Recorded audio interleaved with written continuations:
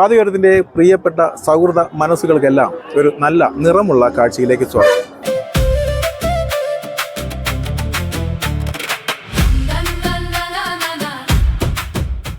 മഞ്ഞിൽ കുളിച്ചു കിടക്കുന്ന ശ്രീകൃഷ്ണ ക്ഷേത്രം കണ്ടിട്ടുണ്ടോ? മഞ്ഞിന്റെ തണുപ്പുള്ള ആ കാഴ്ചകളിലേക്ക് പോകാം.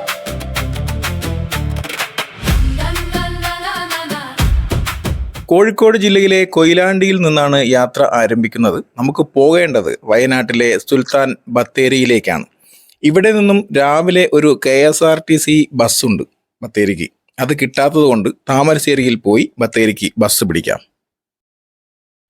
താമരശ്ശേരിയിൽ നിന്നും ബൈക്ക് യാത്രയാണ് ബത്തേരിയിലേക്ക്.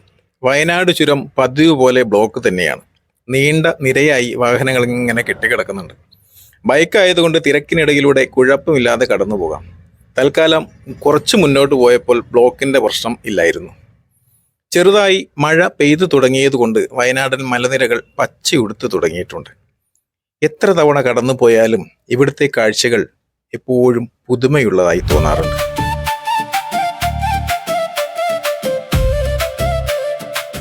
ഹെയർപിൻ വളവുകളെല്ലാം പിന്നിട്ട് നമ്മൾ മുകളിലെത്താനായി. കുറച്ച് മാസങ്ങൾക്ക് മുൻപ് ചെറിയ തോതിൽ ഉരുൾപൊട്ടൽ ഉണ്ടായ സ്ഥലമാണിത്. ഇപ്പോഴും ഇതിനരികിലൂടെ പോകുമ്പോൾ ഒരു ചെറിയ ഭയം തോന്നാം. വെൽക്കം ടു വയനാട് എന്നെഴുതിയ കവാടം കടന്ന് കോഴിക്കോട് ജില്ലയിൽ നിന്നും വയനാടിൻ്റെ മണ്ണിലേക്ക് നമുക്ക് കടക്കാം. സുൽത്താൻ ബത്തേരി ബസ് സ്റ്റാൻഡ് എത്തുന്നതിന് മുൻപ് വലത്തോട്ട് തിരിഞ്ഞ് ഗുണ്ടൽപേട്ട് റോഡിലൂടെയാണ് ഇനി നമുക്ക് യാത്ര ചെയ്യേണ്ടത്. ഇവിടെ നിന്നും മുത്തങ്ങ ചെക്ക് പോസ്റ്റ് വഴി ബന്ദിപ്പൂർ വന മേഖലയിലേക്ക് നമുക്കിനി പ്രവേശിക്കാനുമുണ്ട്. താമരശ്ശേരി തൊട്ട് കാട്ടിലൂടെയുള്ള യാത്രയാണ്.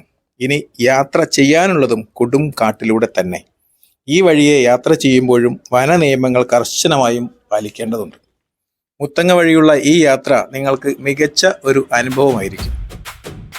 വയനാട്ടിലെ മുത്തങ്ങ വന മേഖലയിലൂടെയും ബന്ദിപ്പൂർ വന മേഖലകളിലൂടെയുമാണ് നമുക്ക് ഇനി പോകേണ്ടത്. ഭാഗ്യമുണ്ടെങ്കിൽ കൂട്ടിലടയ്ക്കാതെ സർവ്വ സ്വതന്ത്രനായി വളരുന്ന വന്യമൃഗങ്ങളെ കണ്ടും അറിഞ്ഞും ബന്ദിപ്പൂർ വനത്തിന്റെ ഹരിത ഭംഗിയിലൂടെ മനോഹരമായ ഒരു യാത്ര ചെയ്യാം. കാഴ്ചകളിൽ നിന്നും കണ്ണെടുക്കാതെ പോയതുകൊണ്ട് ഗുണ്ടൽപേട്ട് എത്തിയത് അറിഞ്ഞില്ല. കേരളം, തമിഴ്നാട് എന്നീ സംസ്ഥാനങ്ങളുമായി അതിർത്തി പങ്കിടുന്ന സ്ഥലമാണ് ഗുണ്ടൽപേട്ട. ഗുണ്ടൽപേട്ടയ്ക്ക് ഓരോ ഋതുവിലും ഓരോ നിറമാണ്. സൂര്യകാന്തിയും കടുകും വിളയുമ്പോൾ മഞ്ഞപ്പാടം, നിലക്കടല വിളയുമ്പോൾ ചാരനിറം, ചെണ്ടുമല്ലിയും വാടാർമല്ലിയും പൂത്താൽ മഞ്ഞയും വയലറ്റും ഓറഞ്ചും പർപ്പിൾ നിറവും വഴി നീളെ മാറി മറയും. തരിച്ചിട്ടാൽ മണ്ണിൻ്റെ ചുവപ്പ് നിറം കാണാം. ഗുണ്ടൽപേട്ടയിലെ പൂക്കാലവും പച്ചക്കറികളുടെ സമൃദ്ധിയും മലയാളികളുടെ റീൽസുകളിൽ നിറഞ്ഞു നിൽക്കുന്നവയാണ്.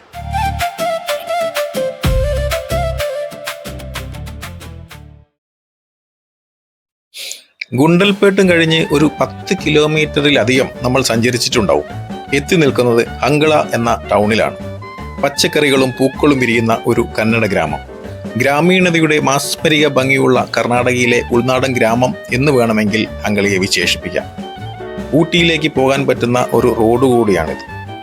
ഊട്ടി റോഡിൽ നിന്നും മാറിയാണ് നമ്മുടെ ലക്ഷ്യസ്ഥാനമായ ബന്ദിപ്പൂർ വനമേഖലയിൽ സ്ഥിതി ചെയ്യുന്ന ഹിമവത് ഗോപാൽ സ്വാമി ബേട്ടയിലേക്ക് പോവേണ്ട വഴി. കർണാടകയിലെ ചാമരാജ് നഗർ ജില്ലയിലാണ് ഗോപാൽ സ്വാമി ബേട്ട. ഹങ്കലയിൽ നിന്നും തുടങ്ങുന്ന ഈ റോഡിലൂടെയുള്ള യാത്ര നിങ്ങളുടെ ഓർമ്മകളിൽ എന്നും ഉണ്ടാകും എന്ന് ഉറപ്പാണ്. നീണ്ട് നിവർന്നു കിടക്കുന്ന വഴി, ഇരുവശങ്ങളിലും വിശാലമായ കൃഷിയിടങ്ങളാണ്. ഇത് ഷൂട്ട് ചെയ്യുന്ന സമയത്ത് സൂര്യകാന്തി പാടങ്ങളിൽ വിളവെടുപ്പ് കഴിഞ്ഞ സമയമായിരുന്നു. പക്ഷേ ജൂൺ ജൂലൈ മാസമാകുമ്പോഴേക്കും ഇവിടെ പൂപ്പാടങ്ങളാവും. സൂര്യകാന്തി പൂക്കൾക്കൊപ്പം കേരളത്തിലെ ഓണാഘോഷങ്ങൾക്കാവശ്യമായ പൂക്കളുടെ കൃഷിയും എല്ലാം കൊണ്ടും പൂക്കൾക്ക് നടുവിലൂടെ ആ സമയം നമുക്ക് യാത്ര ചെയ്യാം. അപ്പോൾ ഈ റോഡിൻ്റെ ഇരുവശത്തും ഫോട്ടോഷൂട്ടിനുള്ള തിരക്കാവും. പൂക്കൾക്കിടയിൽ നിന്നും ഫോട്ടോ എടുക്കാൻ 50 രൂപ ഈടാക്കും ഇവിടുത്തെ കർഷകർ. ഒരു കറുത്ത വര വരച്ചതുപോലെ റോഡ്, മുകളിൽ കര കാണാ കടല് പോലെ ആകാശവും. അങ്ങനെ നമ്മൾ ഹിമവൽ ഗോപാൽ സ്വാമി ഹിൽസിന്റെ താഴ്വാരത്തിലെത്തി. നമ്മൾ വന്ന വാഹനങ്ങൾക്ക് ഇനി മുകളിലോട്ട് പ്രവേശനമില്ല. വിശാലമായ പാർക്കിംഗ് സൗകര്യം ഇവിടെ തന്നെയുണ്ട്. വാഹനം അവിടെ പാർക്ക് ചെയ്ത ശേഷം നമുക്ക് ഈ ക്യൂവിലേക്ക് കയറി നിൽക്കാം. നല്ല വെയിലാണ്, വെയിലിന് നല്ല ചൂടുമുണ്ട്. ഒഴിവ് ദിവസമായതുകൊണ്ട് കുറച്ച് നീണ്ട ക്യൂ ആണ്. കഴിയുന്നതും വരുന്ന വഴിയിൽ നിന്നും ഭക്ഷണം കഴിക്കുന്നത് നല്ലതായിരിക്കും. എന്നാലും ചെറിയ രീതിയിലുള്ള ഫുഡൊക്കെ ഇവിടെ കാണാനുണ്ട്. മുകളിലോട്ട് പ്ലാസ്റ്റിക് നിരോധിത മേഖലയാണ്. തീ പിടിക്കാൻ സാധ്യതയുള്ള സാധനങ്ങളും മറ്റും കൊണ്ടുപോകാതിരിക്കുക. പുകവലി, മദ്യപാനം എന്നിവയും നിരോധിത വസ്തുക്കളിൽ പെടും. കുടിവെള്ളം സ്റ്റീൽ ബോട്ടിലുകളിൽ കൊണ്ടുപോകാം. ഇവിടെ നിന്ന് ഇനി മുകളിലോട്ട് കർണാടക ട്രാൻസ്പോർട്ടിൻ്റെ ബസ്സാണ് സർവീസ് നടത്തുന്നത്. മുകളിലോട്ട് പോകാനും തിരിച്ചു വരാനുമായി ഒരാൾക്ക് 70 രൂപയാണ് ചാർജ്. ടിക്കറ്റ് എടുത്ത ശേഷം ബസ്സിൽ കയറാനും ക്യൂ ഉണ്ട്. ധാരാളം ബസ്സുകൾ സർവീസ് നടത്തുന്നത് കൊണ്ട് തന്നെ അധികം ക്യൂ നിൽക്കേണ്ടി വന്നില്ല.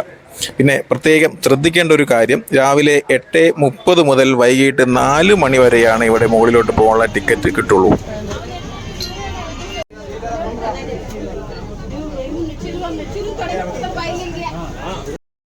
ബസ്സിൻ്റെ ഏറ്റവും പിറകിൽ വിൻഡോ സീറ്റ് തന്നെ കിട്ടി.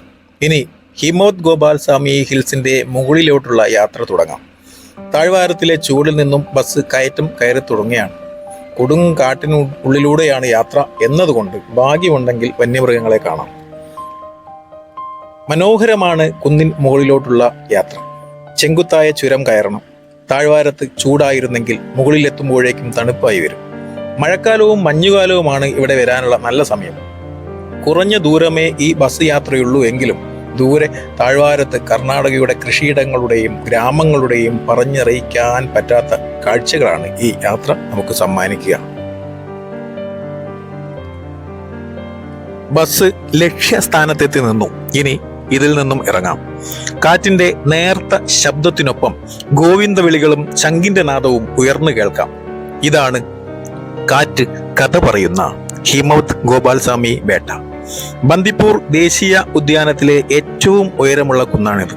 സമുദ്രനിരപ്പിൽ നിന്നും 1500 അടി ഉയരത്തിലുള്ള കൃഷ്ണനും രാധയും ഒരുമിച്ച് വസിക്കുന്ന ഇടം.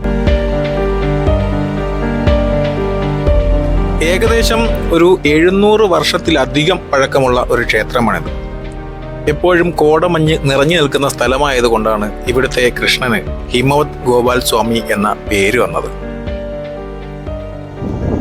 ഉച്ച സമയമായിട്ടും തണുത്ത കാറ്റ് വീശിക്കൊണ്ടിരിക്കുന്നുണ്ട്. പെട്ടെന്നാണ് ഇവിടുത്തെ കാലാവസ്ഥ മാറുക. അഗസ്ത്യമുനിയാണ് ഇവിടെ പ്രതിഷ്ഠ നടത്തിയത് എന്നാണ് വിശ്വാസം.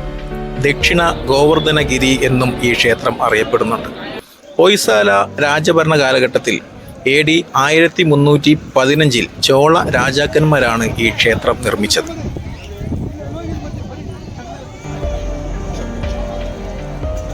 അഗസ്ത്യമുനിയുടെ തപസ്സിനാൽ സംപ്രീതനായ ശ്രീകൃഷ്ണ ഭഗവാൻ അദ്ദേഹത്തിന് ദർശനം നൽകിയത്രേ. കലിയുഗത്തിൽ ജനങ്ങളെ അനുഗ്രഹിക്കുന്നതിനായി ഈ പർവ്വതത്തിൽ താമസിക്കാൻ അഗസ്ത്യമുനി കൃഷ്ണനോട് അഭ്യർത്ഥിച്ചു. 3 വ്യവസ്ഥകളാൽ ഭഗവാൻ കൃഷ്ണൻ ഋഷിയുടെ അപേക്ഷ സ്വീകരിച്ചത്രേ. തൻ്റെ താമസ സ്ഥലം എപ്പോഴും മഞ്ഞ് മൂടിയതായിരിക്കണം. താൻ കുടുംബത്തിനോടൊപ്പം തന്നെ ഇവിടെ താമസിക്കാനും പറ്റണം. ശ്രീ ഗോപാലൻ്റെ വിഗ്രഹത്തിൻ്റെ മുകൾ ഭാഗവും ശ്രീകോവിലിൻ്റെ മേൽക്കൂരയും എപ്പോഴും മൂടൽ മഞ്ഞിനാൽ മൂടിക്കൊണ്ടിരിക്കും. ഭഗവാന്റെ തിരുനെറ്റിയിലേക്ക് മഞ്ഞുകണങ്ങൾ എന്നും വീണുകൊണ്ടിരിക്കും. പ്രകൃതി തന്നെയാണ് പൂജ നടത്തുന്നത്. മഞ്ഞിൽ കുളിച്ചു കിടക്കുന്ന ഗോപാൽസ്വാമി മലനിരകൾ എന്നതുകൊണ്ടാണ് ഹിമവത് ഗോപാൽസ്വാമി ബേട്ട എന്ന പേര് വന്നത്. ഉച്ച സമയമാണ്. ക്ഷേത്രത്തിൽ നിന്നും ഭക്ഷണം കൊടുക്കുന്നു എന്നതുകൊണ്ട് കഴിച്ചേക്കാം എന്ന് കരുതി. ചോറും കറിയും ഒരുമിച്ച് ചേർത്തതുപോലെയുണ്ട്. വിശന്നിരിക്കുന്ന സമയത്ത് അതും ഒരു വല്ലാത്ത അനുഗ്രഹം പോലെ തോന്നി. ക്ഷേത്രത്തിനകത്ത് ക്യാമറകൾ ഉപയോഗിക്കാൻ പറ്റില്ല. മുഖമണ്ഡപത്തിൽ ഒരു ധ്വജസ്തംഭവും ഒരു ബലിപീഠവുമുണ്ട്. ഗർഭഗൃഹത്തിൽ ഒരു മരത്തിൻ്റെ ചുവട്ടിൽ ഓടക്കുഴൽ പിടിച്ചു നിൽക്കുന്ന കൃഷ്ണ ഭഗവാന്റെ വിഗ്രഹമാണ്. വിഗ്രഹത്തിന് ഒരു 6 അടി നീളം വരും. ഇടത് പെരുവിരൽ വലതുകാലിൽ അമർത്തി നൃത്തം ചെയ്യുന്ന ഭാവമാണ്. ഇവിടെ സുഹൃത്തുക്കൾ രുക്മിണി, സത്യഭാമ എന്നിവരും പശുക്കളുടെ ഗോപാലകരും കൃഷ്ണ അവതാരത്തിലെ പല രൂപങ്ങളും കാണാം. എല്ലാ ജാതി മതത്തിൽപ്പെട്ടവരും സന്ദർശകരായിട്ടുണ്ട് കേട്ടോ ഇവിടെ. ക്ഷേത്രം എന്നതിനപ്പുറം ഇവിടുത്തെ കാഴ്ചകൾ കാണാൻ വരുന്നവരാണ് അധികവും. മഞ്ഞിനിടയിലൂടെ നടക്കുന്ന ഒരു പ്രതീതി എന്നൊക്കെ പറയാറില്ലേ, അങ്ങനെയാണ് ചിലപ്പോൾ ഇവിടെ. ആഞ്ഞു വീശുന്ന തണുത്ത കാറ്റിൽ തണുത്തുറഞ്ഞു നിൽക്കുന്നത് അനുഭവിക്കണമെങ്കിൽ ഒരിക്കലെങ്കിലും ഇങ്ങോട്ട് വരണം. നമ്മുടെ കുറഞ്ഞ ജീവിതത്തിനുള്ളിൽ ഇത്തരം കാഴ്ചകളൊന്നും കാണാതെ പോകരുത്. യാത്രകൾ ഇത്തരം കാണാത്ത സ്ഥലങ്ങളിലേക്കാവട്ടെ. നമ്മുടെ നാടും നഗരവും വിട്ട് പുതിയ ഭക്ഷണ രീതികളും ജീവിത സാഹചര്യങ്ങളും അത്തരം കാഴ്ചകളല്ലേ നമുക്ക് വേണ്ടത്. കോഴിക്കോട് നിന്നും ഒരു ദിവസത്തെ യാത്ര കൊണ്ട് ഹിമവത് ഗോപാൽസ്വാമി പേട്ടയിൽ വന്ന് തിരിച്ചു പോവാം. ഈ സ്ഥലം കണ്ടപ്പോൾ എവിടെയോ കണ്ടതുപോലെ തോന്നിയില്ലേ? ലാൽ ജോസ് സംവിധാനം ചെയ്ത ചന്ദ്രനുദിക്കുന്ന ദിക്കിൽ എന്ന സിനിമയുടെ പ്രധാന ലൊക്കേഷനായിരുന്നു ഈ സ്ഥലം. ഹങ്കളയിൽ നിന്നും നമ്മൾ വന്ന വഴിയിലുള്ള ഗ്രാമങ്ങളിലാണ് ആ സിനിമ മുഴുവനായും ഷൂട്ട് ചെയ്തിട്ടുള്ളത്.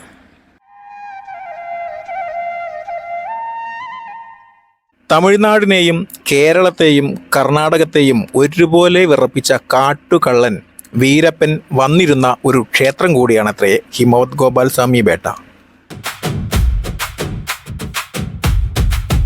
കാഴ്ചകൾക്ക് തൽക്കാലം വിരാമമിട്ട് തമിഴ് കാറ്റും കന്നഡ മഞ്ഞും മലയാളം മഴയും കൂട്ടുകൂടുന്ന എത്ര കണ്ടിട്ടും മതിയാവാത്ത ഗോപാൽസ്വാമി പേട്ടയിൽ നിന്നും നമുക്ക് തിരിച്ചിറങ്ങാം.